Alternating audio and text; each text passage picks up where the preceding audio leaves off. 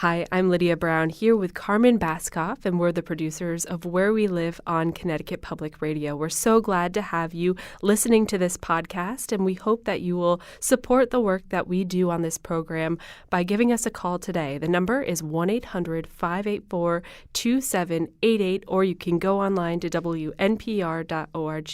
This podcast may be an important part of your routine, so think about the times whether you're on your commute or on a run, all the times you listen to Where We Live and what that means to you. And if that's something you value, give us a call, 1-800-584-2788, or go online to WNPR.org/donate. And thanks. This is Where We Live from Connecticut Public Radio. I'm Lucy Nalpathanchel. Social isolation isn't good for anyone. It can lead to depression and other health problems. Coming up, we'll talk with a retirement coach on ways older adults without family support can avoid becoming isolated. First, most places try to find ways to attract younger Americans who often flock to cities like Boston or New York. But urban living isn't just for the young. Today, Where We Live, we talk with baby boomers who've traded in their suburban homes for downtown apartments. In the last 5 years, the Capital Region Development Authority has helped create 800 or so housing units in downtown Hartford, and CRDA says 15% of those units are occupied by adults 46 years and older. Two of those downtown dwellers are in studio with me to talk about why they made the switch. Are you one of them? Have you moved into any of Connecticut's cities after years in the suburbs? We want to hear from you today. Join the conversation, 860-275-7266, or you can find us on Facebook and Twitter at Where We Live. Again, I want to welcome our in-studio guests. First, Jane Smith. She and her husband, Coleman, used to live in Suffield. They sold their home and moved into an apartment on Main Street in Hartford, located in the former Bank of America building. Jane, welcome to the show. Thank you. Nice to be here. And Marguerite Rose, again, she moved with her husband, Bob, into a condo in downtown Hartford's Bushnell Tower. She used to live in West Hartford. Marguerite, welcome to the show. Thank you. Good morning. So we wanted to find out what's prompting people, especially those 55 and older, to leave their suburban homes where they've lived their lives for many years and to move into downtown areas. So Jane, I'll start with you. You actually you used to live in Suffield, which is where I live today. It's a great community. Mm-hmm. Tell us about Suffield and what you remember about that community. Oh, it was a great community to raise our kids. Beautiful historic Main Street where we lived, actually, with sidewalks. So we could walk to the center, although we didn't do it a lot, but we could, and made great friends. And it's just beautiful there. A lot of farmland and. Main Street in Suffield is a very ideal location because of the walkability, the sidewalks there, and the beautiful historic homes. You raised children in Suffield? I did, two sons. And how long have you been an empty nester? Oh, over 10 years or so, yeah. Was that one of the reasons that you and your husband decided to move? Yeah, once the boys grew up and moved out, we we stayed in the house a while, and then we decided we were only living in like the family room, kitchen, and bedroom, so we decided to downsize. Marguerite, what about you? Where did you live for most of your time in Connecticut? Most of my time was in Pomfret, Connecticut, and then in Plainville for a number of years. My total years in a city in Hartford have been about 9. And so Pomfret, we were actually just there, the Where We Live team, to spend time at the Vanilla Bean Cafe, which Absolutely, know it well. It's a hot location. But Pomfret, the quiet corner. It is. Tell us about your community for the time that you were there. In Pomfret? Yes. So Pomfret hasn't changed since I was there. There's a little general store, a gas station, and the post office, and I love that part that it hasn't changed. But you can safely walk around anywhere in Pomfret. And when we think about Pomfret, again, it's a quiet corner, so it's pretty much country living, so to speak, yes. In terms of that was a nice a lifestyle for you for many years with your husband, who I believe is deceased. I'm sorry to hear that. Yes, late husband. But from Pomfret to Plainville for another 25 years or so. And why did you move from Plainville, I believe, then to West Hartford? Yes. Actually came into the city for 5 years, left, went out to West Hartford for a short time, and then came back to the city because I missed it. What is it about downtown Hartford that you love so much? I love going outside, walking around, and always knowing that there's going to be some type of activity. Could be an event, or it could be just my neighborhood socializing. Bushnell Park always has something happening. Can I ask you, Jane, first, when you decided to move to Hartford, what was the reaction from your Suffield friends? Oh my gosh. Some people said, "You're so brave." I think brave to sell the house and get rid of all of your stuff, but then like to go to the city and just the unknown. And then how were you able to find this particular place to live in downtown Hartford? Was it difficult to choose where to live? Well, first we started looking for 55 and older communities, and then we didn't really find anything that we liked. And so my husband saw that there were so many units coming online, and he said, what do you think about moving to an apartment in Hartford? And so we looked at 777. It was under construction, so we had to wear hard hats and go to the 25th floor, and the unit was just beautiful. So we looked at a couple of other places, but settled on 777 because it was brand new and the views are great. Marguerite, how about you? How did you choose Bushnell Tower? We chose Bushnell Tower, I think, because of the views of the park. And again, when we first went to see the place that we live in, we were pleasantly surprised.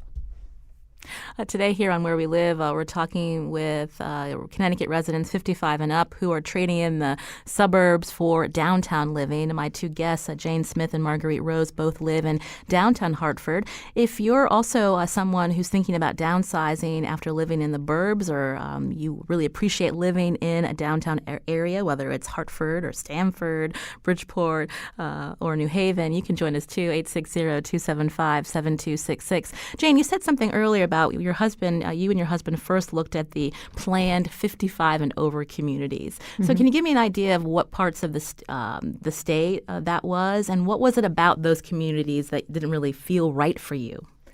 We looked right around Suffield because we have a lot of friends there and we still see a lot of them.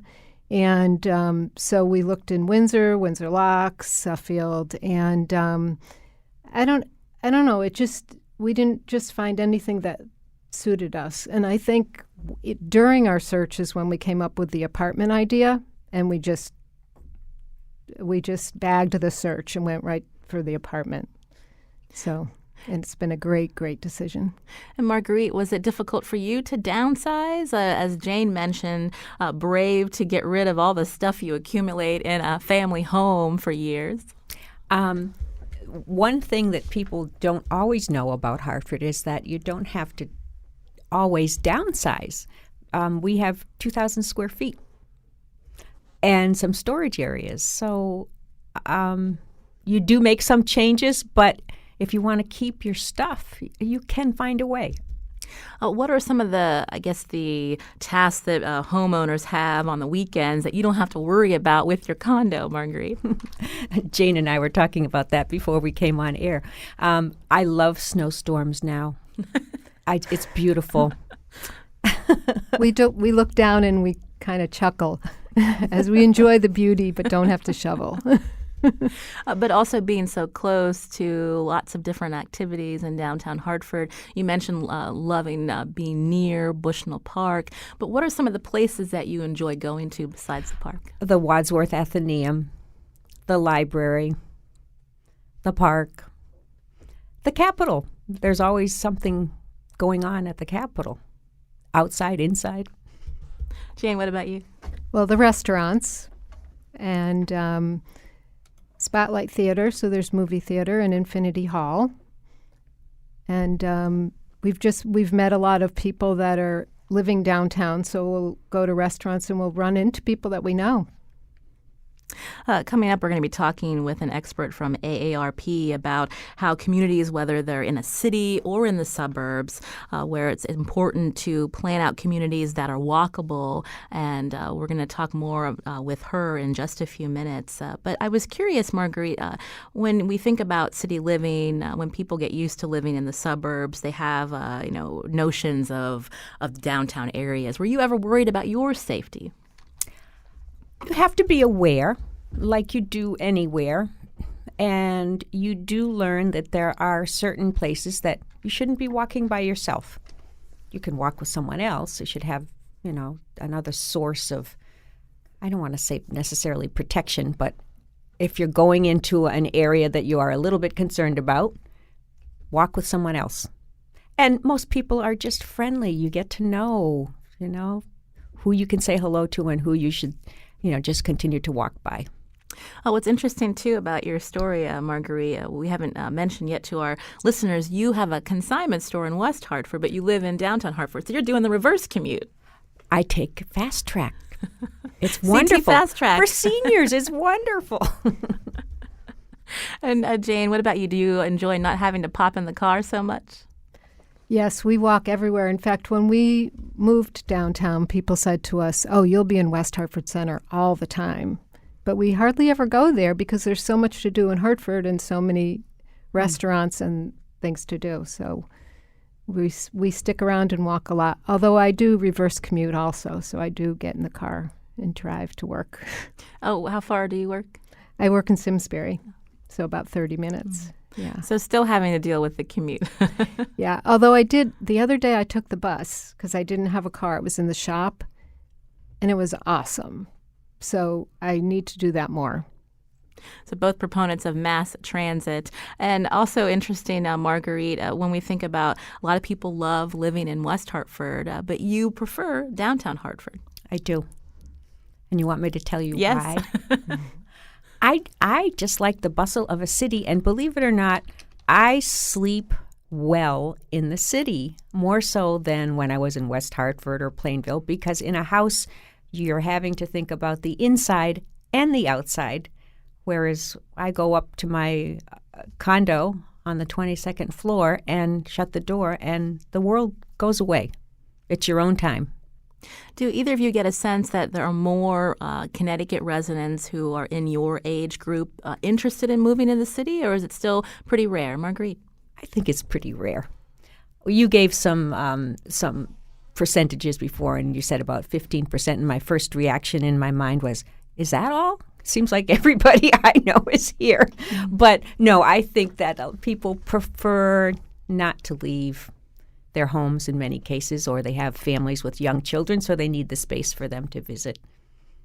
And Jane, this is do you find that you're meeting more people like yourself in downtown Hartford? Some. But not a lot. Like in our building, there are some empty nesters, but it's mostly young people. But we have met a lot of people, a fair amount of people that are living in the city, like Marguerite, that are older, empty nesters, and some have actually been in the city for a while. But we're noticing a big increase in just the amount of traffic in the city on the weekends and nights. So that's great. This is Where We Live from Connecticut Public Radio. I'm Lucy Nalpathanchel. My guests in studio today, Jane Smith and Marguerite Rose, who both live in downtown Hartford after years in the suburbs. They're going to stay with us for our next segment as we speak with an AARP expert on how both cities and towns can make more livable communities. What would you like to see your community do to better serve both its older and younger residents? You can join us too. Find us on Facebook and Twitter at Where We Live.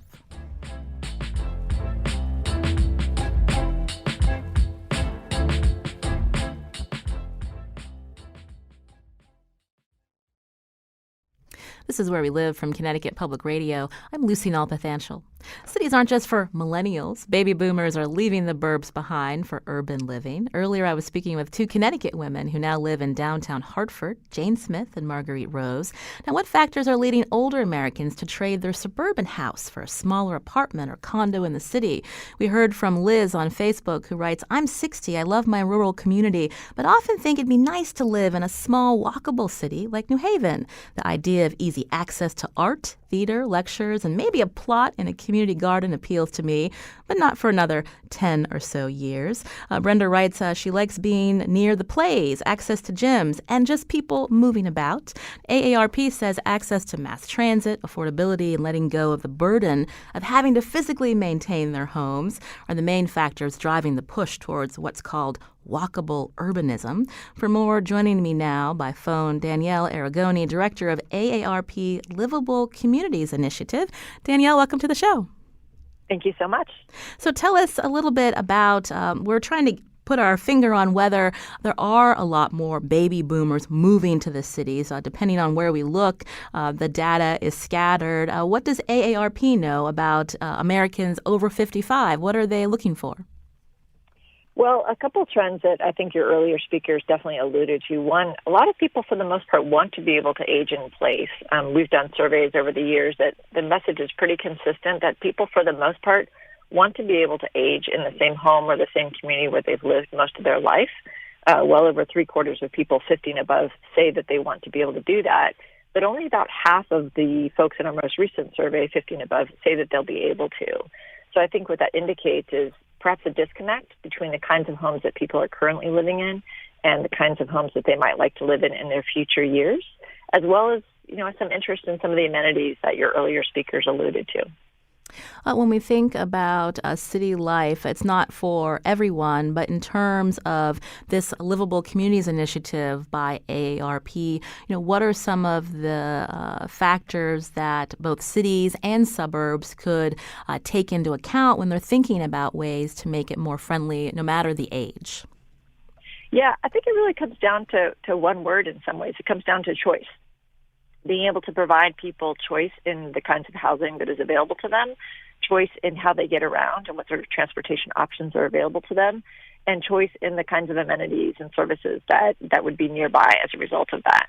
And what we're seeing is that, many times, I think, again, in the way that your earlier speakers mentioned, people make the choice that they don't want to live in as large a house as they always have, or they don't want to live in a place where they do have to shovel that snow when winter comes.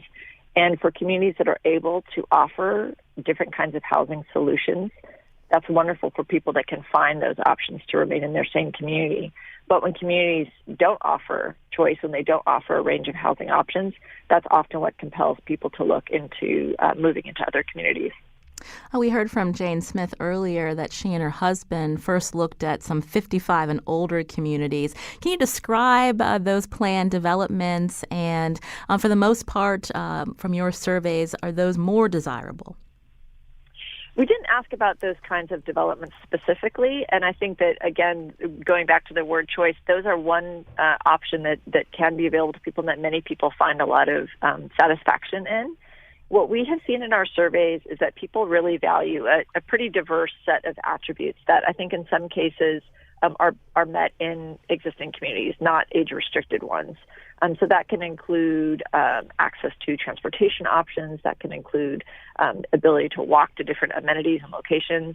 A lot of people really value being able to live in intergenerational communities and have access to civic and volunteer opportunities, particularly ones that involve folks from other generations. And I think that, again, that's why we encourage communities to think broadly about who lives in their community, how they can create places that appeal to people of all ages, including older adults. We heard from a woman on Facebook, Danielle, Susan, who writes, "I hate living in the sticks now that my family is scattered and most of my friends are dead. I would love to live in a city or vibrant town, but I don't have the money to do so." And I guess that's a good segue to my next question. When we think about people 55 and over that are able to sell their homes and move into apartments or condos, is it a particular income range that are able to do that? And what about older Americans who are low income or come from different racial backgrounds? How do they find housing in these urban areas when we think about more luxury apartments, possibly pushing them out?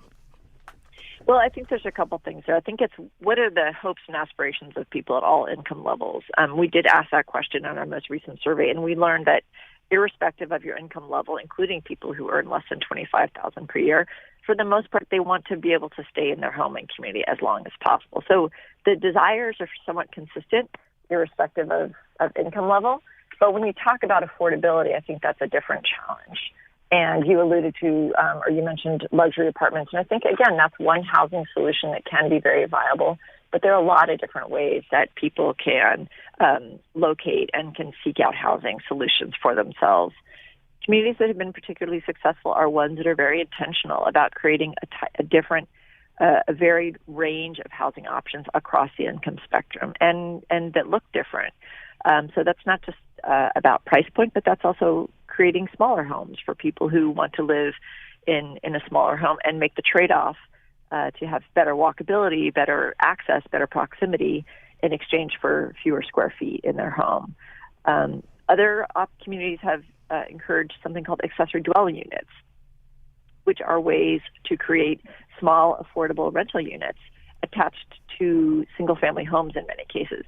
That also adds in more affordable housing options in existing neighborhoods that can be an option for people who have less money to spend on housing. This is Where We Live. Today we're looking into how some baby boomers are trading in the suburbs for the city. My in-studio guests are Jane Smith and Marguerite Rose, two Connecticut women who've been living in downtown Hartford for a few years. And by phone, Danielle Aragoni, director of AARP Livable Communities Initiative. I wanted to go back to Marguerite, who's in studio with me. We were talking about age range. What's the age range of most of your friends now that you're in downtown Hartford? And what's your family think about you living down here? The age range of most of my friends goes from young to older. In our building, there are some people that have lived there since it was built in 1969, coming up on our 50th anniversary. And they're in their 80s. And we have some people in their 90s that are still well. And also a lot of young people that think it's great living downtown. And your second question? I was curious about when Danielle was talking about how some older Americans are seeking out multi-generational housing. Yeah. And so that's something that you are really happy about, that you've had Yes. this wide range of fellow neighbors? Yes. And then you asked about what does my family think. Yeah. I'm a good place for people to stop over that have to fly early from the airport, or for a son that comes in once a month for team meetings. So I love that. I love that I can be centrally located and help people out. Coming up, we're going to be talking about the importance of not becoming isolated as we all grow older. And do you feel like you've got a good support network when you think about also your neighbors who might be 80, 90? If someone doesn't see them for a while, someone's going to check on them? In our building, and Jane, I'm sure that will happen in yours after you're there for a while, you'll notice that, gee, I haven't seen so-and-so in a while. I'm going to knock on his door, or I'm going to tell, we have a guard in the building, and I believe you do too at 777. So you're aware because you see your neighbors so often. Number one, in the elevator. And Jane, you have been in an apartment for a couple of years. You're hoping maybe to buy a condo. When you think about price and how some of these are very luxury units, is that something that you're seeing more in downtown Hartford? Well, we're looking for a condo that would be 2 bedrooms, and they are a little bit limited in downtown Hartford, although there is talk of a planned community around the Bushnell with condos. So hopefully maybe that'll meet our time frame. Danielle Aragoni is with us by phone from AARP Livable Communities Initiative. We've got just a couple of minutes left, Danielle, but I know your organization has some interesting grant programs to encourage livable communities. Can you tell us about those briefly? Absolutely. We run something called the Community Challenge Grant Program that makes small, quick action grants to communities around the country. We've done this now for 2 years. And what that's really done is allow communities to demonstrate and put into action some of the really tactical things that they're contemplating to make great places for all people. So that ranges from transportation enhancements like bike share programs and new bike lanes to community gardens. In fact, several of our grantees in the last several years have been in Connecticut, and one of them in Hartford as well. The Broad Street Community Garden was a project that was funded through our Connecticut State Office, which is based there in Connecticut. But a lot of these programs have been really instrumental, I think, and very catalytic in demonstrating some of the kinds of work that communities can undertake to make themselves not just more age-friendly for older adults, but again, more active, vibrant, engaging places for everyone. One other I thought was interesting that AARP provides is a toolkit to help identify roads and intersections that are pretty dangerous for pedestrians. So when thinking about encouraging walkability for places that are still pretty reliant on cars and people commuting into the city. Absolutely. AARP has a wealth of information that I would encourage people to check out at aarp.org/livable and aarp.org/ConnecticutCT. And what you can find through those portals is a whole range of tools to both sort of get educated on the components of community that make them more walkable, make them more age-friendly, more livable. There are several things there that allow people to take action themselves, such as the Walk Audit Toolkit that you just mentioned, as well as a park audit that allows you to look at existing parks to see what enhancements can be made to make them more intergenerational. We actually also produce a document also called Where We Live that features great examples from across isn't it perfect? That features examples from across the country. This is the third year that we've done it, including several examples from around Connecticut. But really, these are fabulous ideas that communities around the country have used to create better places for everyone, ranging from creative housing solutions to innovative transportation options to great community parks and public spaces. So I'd encourage everyone to check that out as well. Well, I want to thank my two guests in studio for being here, Jane Smith and Marguerite Rose. Before we head to break, Marguerite, for our listeners, some of them who might be thinking, is it time to sell the house and move into downtown Hartford? What would you tell them? Think about it, number one, and start to downsize stuff that you don't need even now in your house before you move out. And that can be hard to do. Jane? I would encourage people, and we often hear if there's a couple, one wants to and one doesn't or isn't as into it. But yes, we've had a fabulous experience. And when you move downtown, you don't give up your old friends. I know you go back to Suffield to see your friends and still hang out with them too. Oh, yes. Yeah, we do. And they love to come visit us. Perfect. Well, Jane Smith and Marguerite Rose, thanks for coming in today. We appreciate it. Thank you. Thank you for having me. This is Where We Live. I'm Lucy Nalpathanchel. Danielle Aragoni from the AARP is going to stick around as we talk about a growing segment of the senior population, seniors who don't have family members to support them in their later years. Is that you? You can join us, 860-275-7266. Find us on Facebook and Twitter at Where We Live. First, if you enjoy the wide variety of conversations Where We Live brings you each day, you can support this program and WNPR with a pledge of support. Here's the number to call. Hi, I'm Carmen Baskoff here with Lydia Brown. We're the producers of Where We Live. Thanks for joining us today and listening to Where We Live, the podcast. It does take a lot of work, as Lydia and I both know, to put together a show like this with so many different voices and coming to you, be a part of supporting that. The number to call, 1-800-584-2788, or go online to wnpr.org/donate. We are so happy to have you listening to this podcast. We found that oftentimes people don't even realize that it exists. They just think that we broadcast between 9 and 10 a.m. and 7 and 8 p.m.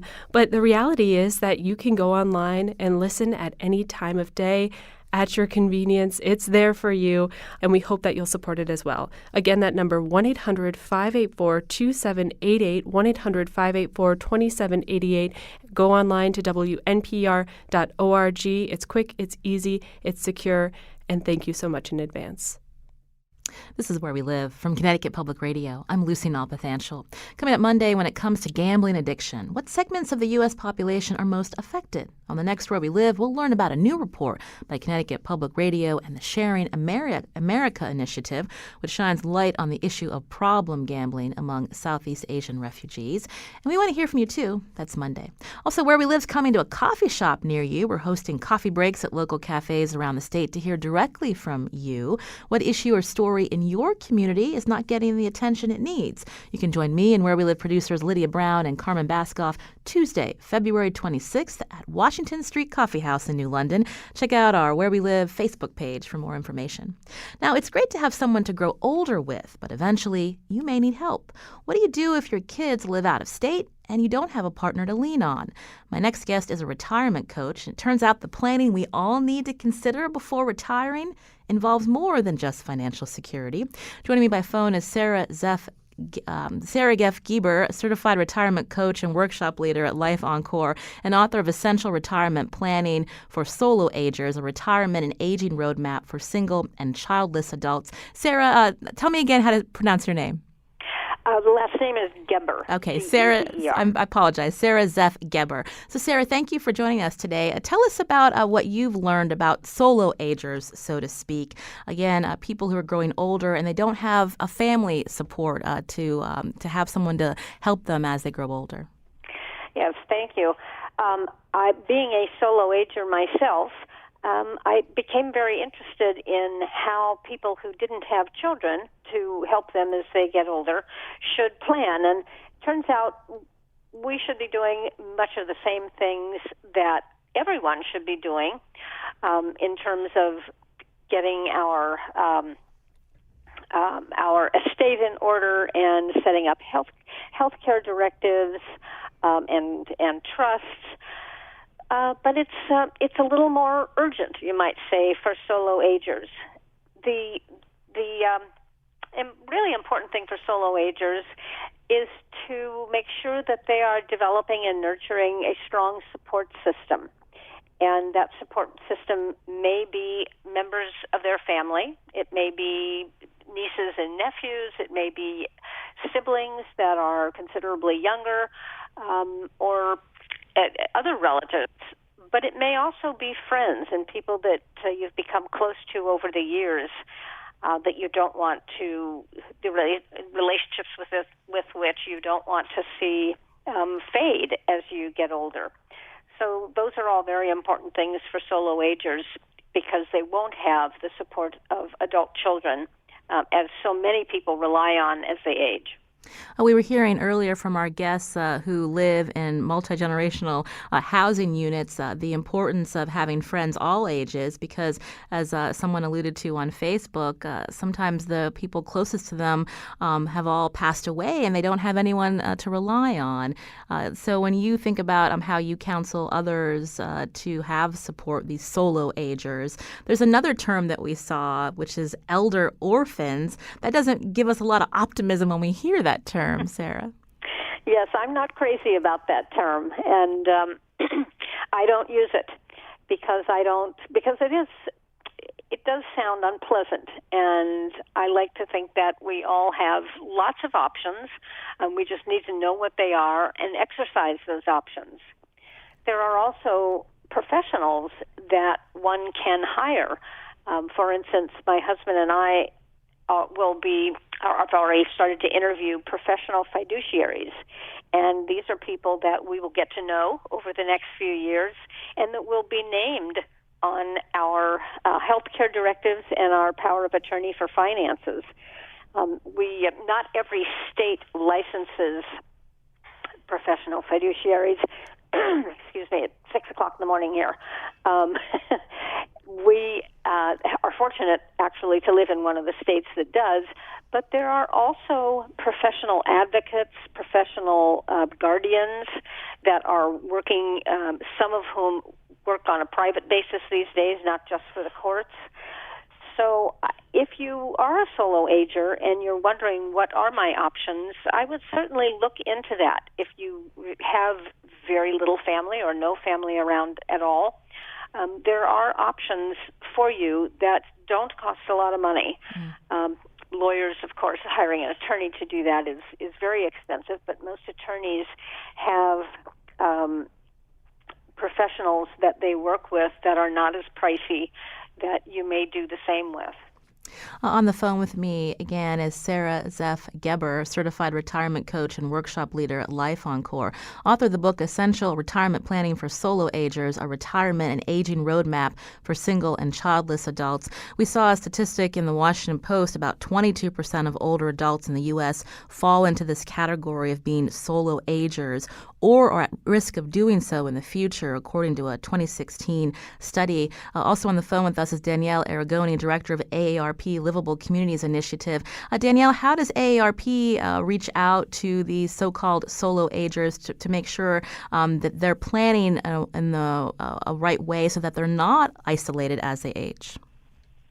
Well, there's a couple things to that. I think one, certainly we very much encourage, excuse me, individuals to be thinking about their saving and planning and to be sure that they're proactive in saving for retirement. So there's a good number of resources available through aarp.org on that topic. More than anything, we encourage people to save and look to the future from a financial standpoint. But I think a really important part of the discussion, too, is about situating oneself in a place where they can age gracefully and age in place. And that does mean, from our perspective, we are seeing that a lot of people are drawn to and that there are a lot of benefits to locating in communities where you are more connected with other people. I think the degree to which our built environment shapes our personal behavior has a lot to do with how connected people feel or how isolated they feel. And making housing choices that facilitate more interaction with people can go a long way to, I think, building that safety net of the social networks that one needs, particularly solo agers, to live successfully, to live safely, to live well in their older years. Sarah, I'll go back to you. I understand you put on workshops for solo agers. Do you suggest they consider moving to cities to have more support, or just people who may be used to seeing them and checking on them in their apartment buildings? Well, yes, all of the above. I totally agree with Danielle. Housing is an extremely important aspect of a solo ager's life. And I am a huge fan of aging in community, whatever that means. I sometimes get people who are just determined to age in their single-family home on 2 or 3 acres, and they don't even know most of their neighbors. I think that is very dangerous, very risky. The top thing that I advocate is moving to a community. I am in favor of solo agers that can afford to move into a retirement community doing so sooner rather than later. I think that people should be in whatever community they're going to retire in by the time they're 75. Whether that's a co-housing community, I've become a huge fan of mobile home parks. Any kind of community that puts you in closer contact with your neighbors. And, of course, obviously the kind of community where you can get the help that you may need, as in a continuing care community, an assisted living community. Those are top of my list for solo agers. I'm not a huge fan of solo agers aging in place in any situation where they're not in very close contact with others. Danielle, did you want to respond to Sarah's point? And we've been focused a lot on just thinking about communities in the United States. But if somebody doesn't have children, maybe doesn't have a partner, are there places abroad that are a good place to live and have a good quality of life? Well, I can't speak to the sort of international destinations that are appealing. I do know that a number of retirees have sought to relocate to Central America and places like that, and that's a wonderful choice. I do want to really underscore Sarah's point about housing and just the importance of thinking about housing. Both of the examples that she mentioned, co-housing and mobile home parks, are a little bit unconventional in some ways. Many communities do not all do all that they can to support the creation of those kinds of housing options, and yet they are exactly the kind of gap that really needs to be filled in order to give people options for those who want to remain in their same community, the same city or town where they have lived there many years, where they have their friend network, where they have their social safety net, if you will. And yet, if they are not able to find those kinds of options, if there are not available housing choices such as co-housing or such as mobile home parks or such as small cottage neighborhoods or duplexes or apartment buildings, then people are forced to leave that safety net that really can become so instrumental, I think, in later years, particularly for solo agers. Sarah, my question about do you have people that are interested in moving abroad? I love that idea. I think especially for people who don't have the retirement savings to move into a continuing care community or some place that they will be not only safe but happy and have a community around them. I think exploring the opportunities abroad are excellent. There are huge communities of American expatriates in parts of Mexico, in Costa Rica, in Panama, in Portugal. There are growing interest in Thailand. So many places that are very receptive to American retirees and are much, much more affordable. Danielle, from the AARP, when we think about alternative housing options for older Americans, can that be difficult depending on where someone lives because of zoning restrictions?